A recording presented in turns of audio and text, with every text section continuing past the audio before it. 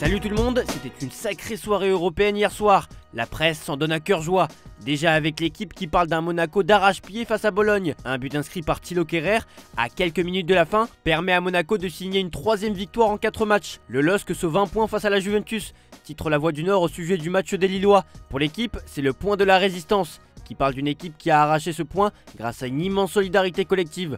Mention particulière à Jonathan David, buteur pour la 4e fois dans cette campagne européenne, et à Zegrova, qui a été particulièrement bon et qui a déclenché le premier but. Mais aussi et surtout à Lucas Chevalier, véritable muraille cette saison. D'autres équipes françaises jouent ce soir. Le PSG, pour qui c'est le grand test de l'automne. Et Brest, qui va déjà vivre une première finale. Invaincus en Europe, les Brestois peuvent prendre une option sérieuse pour la qualification à Prague. Un événement a été particulièrement marquant. Ruben Amorim a offert une soirée mémorable au Sporting Lisbonne en battant le Manchester City de Pep Guardiola 4-1. Méfiez-vous des nouveaux voisins, titre le Daily Star, qui fait référence au coach du Sporting qui va bientôt rejoindre Manchester United.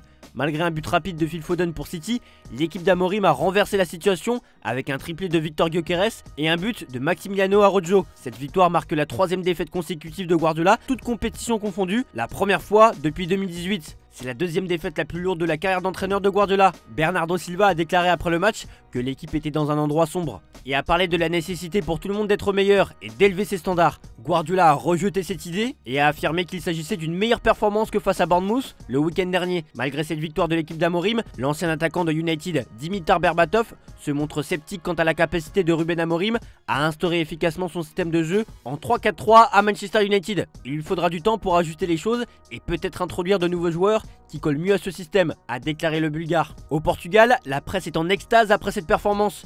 Il l'appelle Ferguson, titre Jogo, qui fait référence à la déclaration du coach portugais avant la rencontre. Ce dernier avait dit que s'il gagnait ce match, les fans de United allaient l'appeler le nouveau Fergie. En dehors de cette performance collective, c'est le triplé spectaculaire de Victor Gyökeres qui a marqué les esprits. Pour Diogo, Gyökeres ne laisse aucune place aux comparaisons. S'il y avait des doutes sur la façon dont Gyökeres pouvait s'imposer face aux grands clubs européens, le Suédois a résolu tous les doutes contre Manchester City. Avec les 3 buts inscrits hier, le Suédois en compte déjà 5 dans cette Ligue des Champions. Il est à égalité avec Kane en tête de liste des buteurs. Il devient le 3e joueur à réaliser un triplé contre les Citizens en Ligue des Champions, après Messi en 2016 et Nkunku en 2021.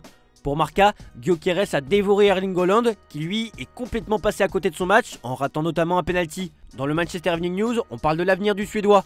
Pour le média, le joueur pourrait être ciblé par United. Malgré son attachement au Sporting, Gyökeres est ouvert à un futur transfert, bien que sa clause libératoire élevée pourrait être un obstacle. Son éventuel transfert est à suivre, surtout avec l'intérêt d'autres clubs comme Arsenal. Amorim a d'ailleurs précisé hier soir sur TNT Sports que Victor Gyökeres doit rester jusqu'à la fin de la saison et ensuite il ira probablement ailleurs. On revient en Angleterre pour parler de la victoire tonitruante de Liverpool sur le Bayer Leverkusen de Xabi Alonso. Ce dernier a assisté à un match rempli de nostalgie en revenant à Anfield, lui qui a laissé une empreinte dans ce club en tant que joueur. Malgré une première mi-temps calme, Liverpool a débloqué la situation grâce à Curtis Jones, dont une passe décisive a permis à Luis Diaz d'ouvrir le score.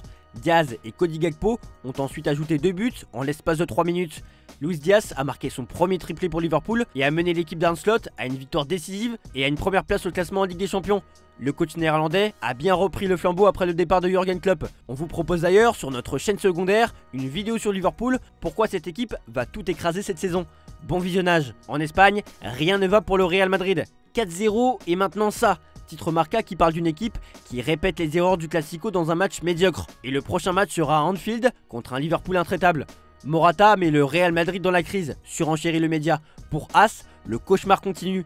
Le Real Madrid a sombré dans la déception contre Milan. Il y a 5 mois, le Real Madrid brillait en remportant la Ligue des Champions, la Liga et la Supercoupe d'Espagne avec une équipe soudée et énergique. Aujourd'hui, le club est méconnaissable avec une défense affaiblie, des joueurs en méforme et des résultats décevants, pointant à la 17e place européenne, analyse le rédacteur en chef du journal AS. Autre prestation ridicule au Bernabeu, placard Sport ce matin. La situation au Real Madrid est critique, avec des supporters de plus en plus nombreux qui exigent le départ de Carlo Ancelotti après une série de mauvaises performances. La gestion tactique de l'Italien est vivement critiquée, notamment l'absence de rotation pour des jeunes comme Arda Güler et Hendrik. Face à cette crise, des noms comme Zidane, Solari et Xabi Alonso commencent à être évoqués comme remplaçants potentiels. Pour As, la patience du Real Madrid envers Aurélien Tchouaméni semble s'effriter. Arrivé en 2022 pour 80 millions d'euros comme potentiel remplaçant de Casemiro, il n'a jamais vraiment convaincu les supporters madrilènes.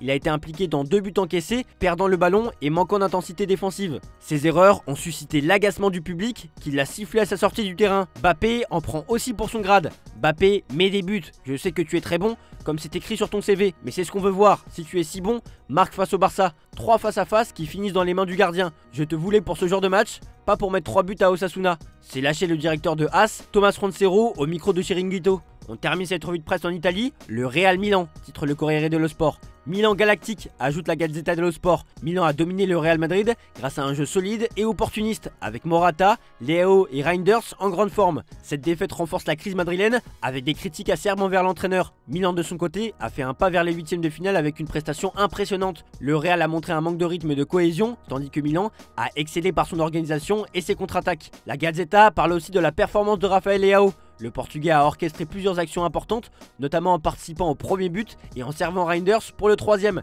Leao a prouvé qu'il est né pour ses grands matchs. Malgré des moments de faiblesse et une absence parmi les titulaires depuis le match contre Bruges, il a su se ressaisir et a soutenu son équipe avec intensité. Morata, qui le considère comme le meilleur joueur de l'équipe, a également souligné que cette victoire était le début d'une grande carrière pour Leao. Voilà, c'est tout pour aujourd'hui. Bonne journée à tous. Merci pour votre fidélité. On se retrouve en fin d'après-midi pour le JT Foot Mercato.